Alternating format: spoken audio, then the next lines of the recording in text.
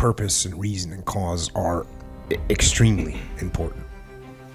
This is the why of your actions. This is knowing why you're doing what you're doing. This is the commander's intent. And so you absolutely these are important. If you don't know why you're doing something, well then let me ask you a question. Why are you doing something? It's very clear, it's very simple to understand. So you got to know, if you don't know why you're doing something, then what are you going to do when you hit an obstacle? You're going to stop. What adaptations are you going to make when things go wrong to overcome them? You're not going to make any because you don't know why you're doing it. So if you have no reason for doing something, you're not going to do it. So you got to have a long-term goal. We got to understand the underlying purpose of what you're doing.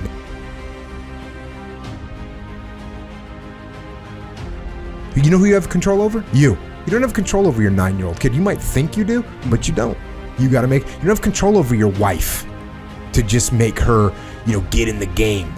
Oh, you want to stay on the program. You want to cook whatever, 14 chicken breasts on a Sunday night, so you got 2 a day during the week. Honey, make it happen. If you are a good leader and you explain what your goals are and you get her on board with the program, then yeah, guess what she's doing on Sunday night? Helping you cook some chicken breast for the week. But this is just like anything else, man. This is just like any other leadership situation. You want to blame the team when something's going wrong? That's not going to get you a solution. Yeah. You need to take ownership of the problem. You need to get the problem solved. And when I say get the problem solved, this doesn't mean impose your will on the team. That means you need to lead the team. And there's a big difference.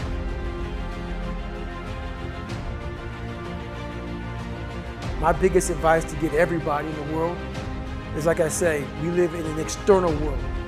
Everything is you got to see it, touch it. It's external. If you can, for the rest of your life, live inside of yourself. Stop listening to people who are calling you fat, gay, transsexual, nigger. Everything that is makes no sense. All these insecure people putting their insecurities on you, you got to flush it out. You gotta just be whoever the hell God or whatever the hell you believe in. If you believe in nothing but yourself, I don't care what it is. You gotta take everything and throw it away. You have to believe in one thing, and that is yourself. And I'm not saying don't believe in God or what you believe in, but right now, for you to find greatness in yourself, you're not gonna find it by looking in a book or by even hearing me. I may give you the spark, but you've got to go inside yourself to find it. And that means you gotta be quiet. Go in a room, stop talking, search your soul, search your mind, search your abilities, and you'll find it. But if you're not looking for it, you won't find it. So you gotta go start your journey. And the journey starts with you finding, why the hell am I here on this planet Earth? Why am I here? If you don't know that, you will live the rest of your life searching, always asking the question, why?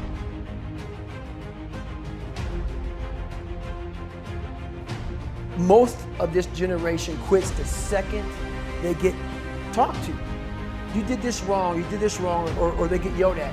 It's so easy to be great nowadays. Most people are weak.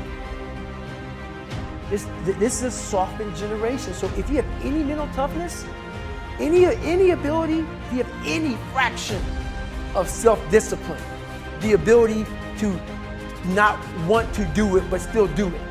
People have a hard thing understand. I hate to run. What makes me so crazy, why do you run if you hate it? I don't want to take showers and eat either. I hate that too. That's life, man. It wasn't until I changed that mentality that I became somebody. And your brain is the most powerful weapon. Your brain is the most powerful weapon in the world. Once you put away your phones and your computers and all that shit we have nowadays, that's great. We're up to date. Your brain is the only thing you have when you're going through depression, when you're going through hard times, when you're going through death, real life shit. You can't Google that shit, man. You're alone.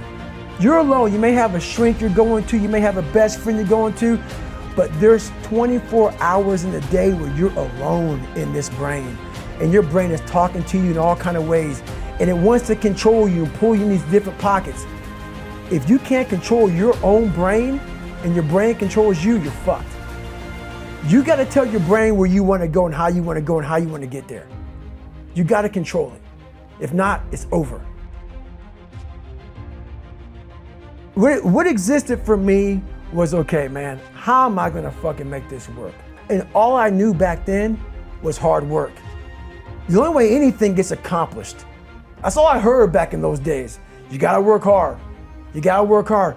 I'm not getting I can't get this paragraph. I can't remember what the fuck's in this paragraph to pass this test to get in the military. Read again. Still not getting it. Read again. But if you're not getting it, write it out. And that's how I started learning. Okay, well, I gotta write out every fucking thing I do. And then write it out again. And write it out again. And guess what happened? I got it. I got it. I can't swim. I'm negative buoyant. Go back again. I can't swim. Go back again. Go back again. Go back again. I got it. Most of this generation quits the second they get talked to. You did this wrong, you did this wrong, or they get yelled at. It's so easy to be great nowadays because most people are weak. This is a softened generation. So if you have any mental toughness, any ability, if you have any fraction of self-discipline, the ability to not want to do it but still do it. People have a hard thing understand. I hate to run. Well, why do you run if you hate it? What are you talking about? I don't want to take showers and eat either. I hate that too. That's life, man. It wasn't until I changed that mentality that I became somebody. But if you can get through doing things that you hate to do, on the other side is greatness. That's what people don't understand. By me running, I am callous in my mind. I'm not training for a race. I'm training for life. I'm training for the time when I get that 2 o'clock in the morning call that my mom is dead or something happens tragic in life. I don't fall apart. I'm training my mind and my body and my spirit so it's all one, so I can handle what life is going to throw at me. Because the life I've lived, it throws a whole bunch at you. And if you're not physically and mentally prepared for that, you're just going to crumble and you're good for nobody. And that's why I talk about the warrior mentality. And that's why so many people are lost when I start talking. You have the right.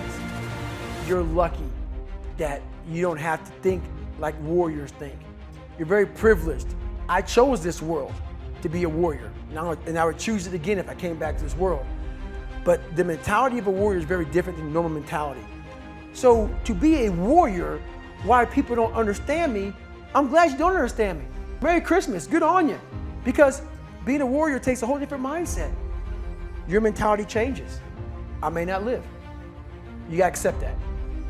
And that's the mentality you have. And that's what makes you a warrior. If you're scared to die, you're a bad warrior. I hated jumping out of airplanes. I hated shooting guns. I hated the job as a Navy SEAL. But I did it because I wanted to change myself. Everything I do, I'm not really comfortable doing. And that's with life. If you're choosing to do something, attack it. Because they're gonna remember you as not attacking it. So I want to be remembered. You can hate me, but one thing you can't say about me, I didn't attack it. So that's the mentality you have. If you're gonna do something, you might as well attack it, because you can do it anyway.